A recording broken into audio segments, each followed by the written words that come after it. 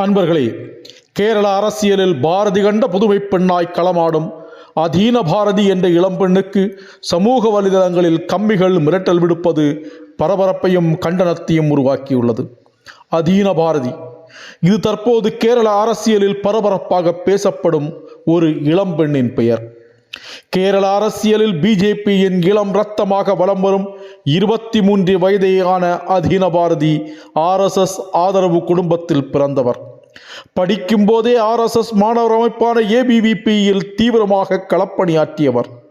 அப்போது SFI கொடியை எரித்ததாக அவருக்கு கொலை மிரட்டல் விடுக்கப்பட்டது.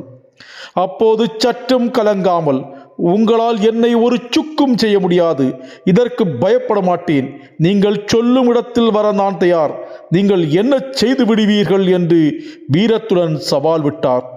அந்த வீடியோ இந்த பதிவின் கடைசியில் இணைத்துள்ளேன்.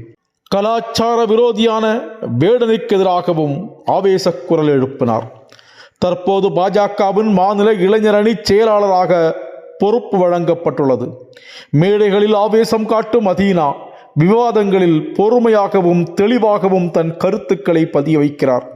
குறுகிய காலத்தில் கட்சியினர் மத்தியில் புகழ்பெற்று இளம் சமூகத்தினருக்கு முன்மாதிரியாக மாறியுள்ளார்.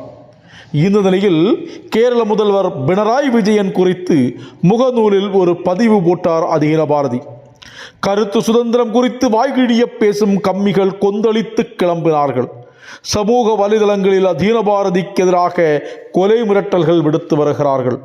ஒருவர் தன்னுடைய பதிவில், பெண் என்ற சலுகை இனி எதிர்பார்க்க வேண்டாம், உன் வாயில் கம்யூனிஸ்ட் எதிர்ப்பும் மதவாத பேச்சுமாக எங்களுக்கு எதிராக வந்தால் அதை பலமாக எதிர்கொள்வோம், அதில் ஒரு சந்தேகமும் வேண்டாம் என்று குறிப்பிடப்பட்டுள்ளது. திருவனந்தபுரம் மாநகராட்சி மேயர் ஆர்யா ராஜேந்திரன் கூட இவருக்கு எதிராக சமூக வலைதளத்தில் பதிவிட்டுள்ளார். இந்த பதிவுகளுக்கு அதீன பாரதி சிரித்தபடியே பதில் கொடுத்துள்ளார்.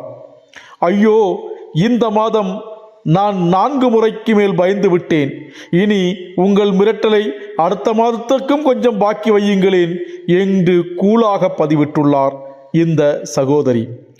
அதீன பாரதியின் ஆவேசமான கருத்துக்களும் தெளிவான பேச்சும் அவர் கொடுக்கும் பதிலடிகளும் கம்மிகளை கலங்க வைத்துள்ளது.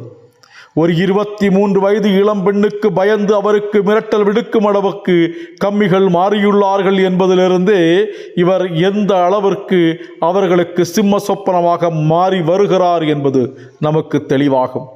இதே போன்ற வீரமும் தீரமும் துணிவும் கொண்ட இளம் பெண்களை, இளைஞர்களை அரசியல் பணியில் வரவேற்போம்.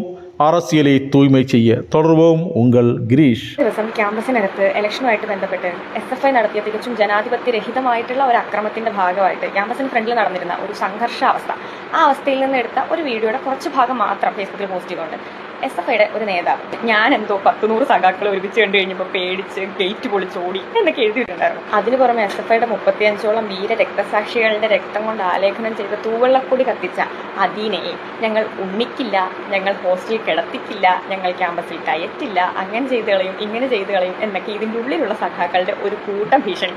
ഇതുകൂടാതെ CPMന്റെയും DYFIയുടെയും ലോക്കൽ പേജുകളിലുള്ളവരുടെ ഗ്രൂപ്പുകളിലും പരസ്യമായിട്ടും രഹസ്യമായിട്ടും എന്നെ വീട്ടിൽ കയറി വെട്ടും, എന്നെ നാട്ടിൽ കാല് കുത്തിക്കില്ല, എന്നെ കൊണ്ട് പൊതിച്ചോറുണ്ണിക്കും എന്നൊക്കെ പറഞ്ഞ് ഒരു കൂട്ടം FB പോസ്റ്റും വോയിസ് മെസ്സേജും. അതിലൊന്നാണ് എൻ്റെ സ്വന്തം നാട്ടിലെ CPMന്റെ ഒരു ലോക്കൽ പേജിൽ വന്ന ഈ പോസ്റ്റ്. എൻ്റെ പൊന്നു സുഹൃത്തെ, ഞാൻ നിങ്ങളെ പരസ്യമായിട്ട് വെല്ലുവിളിക്കാം. നിങ്ങൾക്ക് എന്നെ ഒരു ചുക്ക് ചെയ്യാൻ പറ്റില്ല. നിങ്ങൾ ഈ പറയുന്ന ഉടുമ്പന്നൂർ ടൗണിൽ നിങ്ങൾ പറയുന്ന സമയത്ത്, നിങ്ങൾ പറയുന്ന ഡേറ്റിൽ ഞാനൊരു പായ വിരിച്ച് ടൗണിൽ വന്നിരിക്കാം. നിങ്ങൾ പൊതിച്ചോറോ അല്ലെങ്കിൽ ബിരിയാണിയോ എന്താണെന്ന് വെച്ചാൽ കൊണ്ടുത്താം, നമുക്ക് ഒരുമിച്ചിരുന്ന് ഉണ്ണാം. ഇതിലും വലിയ ഭീഷണിയൊക്കെ എൻ്റെ 17ാമത്തെ വയസ്സിൽ മൂവാറ്റുപുഴയിൽ SDPIക്കാർ എൻ്റെ ഫ്രണ്ടിൽ വന്ന് മുഴക്കിയിട്ടുണ്ട്.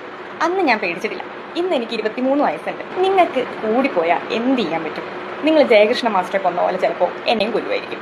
പക്ഷെ ഞാൻ ഇത്ര കാലം ജീവിച്ചിരുന്നോളാന്നൊന്നും ആർക്കും വാക്ക് കൊടുത്തിട്ടില്ല നീ. അല്ലെങ്കിൽ ഞങ്ങളുടെ സദാനന്ദ മാസ്റ്ററിന്റെ കാല് വെട്ടിയതുപോലെ എൻ്റെ കയ്യോ കാലോ വെട്ടുമായിരിക്കും. നിങ്ങൾ എന്നെ കൊല്ലുവോ വെട്ടുവോ എന്താന്ന് വെച്ചാൽ ചെയ്യും. പക്ഷെ ഞാനൊരു വാക്ക് കൊടുത്തിട്ടുണ്ടായിരുന്നു എൻ്റെ ഗുരുക്കന്മാർക്കും എൻ്റെ മുതിർന്ന പ്രവർത്തകർക്കും.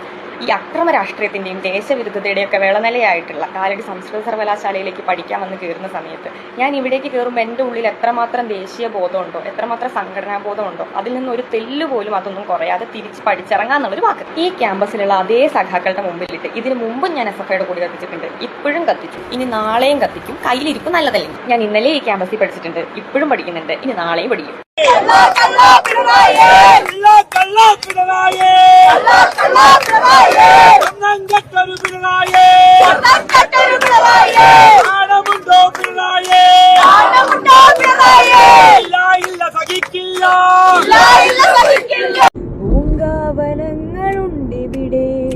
പരമപവിത്രമതാമീ മണ്ണിൽ ഭാരതാംബയെ പൂജിക്കാൻ പുണ്യവാഹിനി സേചനമേൽക്കും പൂങ്കാവനങ്ങളുണ്ടിവിടെ, പൂങ്കാവനങ്ങളുണ്ടിവിടെ.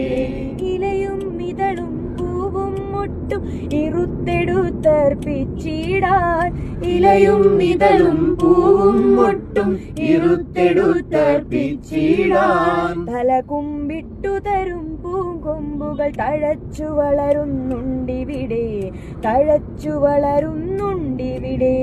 പരമപവിത്രമതാമീ മണ്ണിൽ ഭാരതാംബയെ പൂജിക്കാൻ പുണ്യവാഹിനി സേചനമേൽക്കും പൂങ്കാവനങ്ങളുണ്ടിവിടെ, പൂങ്കാവനങ്ങളുണ്ടിവിടെ.